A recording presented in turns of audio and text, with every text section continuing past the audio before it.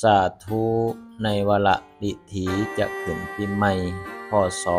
2568 จ.ศ. 1387 อาตมาภาพขออวยพรให้ทุกท่าน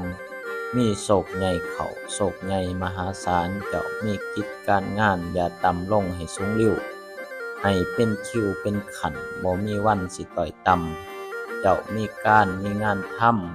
ให้เลื่อนยศเลื่อนชั้นทวีขึ้นอยู่บ่เซาโชคใหญ่เข้ามีแต่ความสุขอันตรายภัยทุกข์อย่าเบียดเบียนตัวเจ้า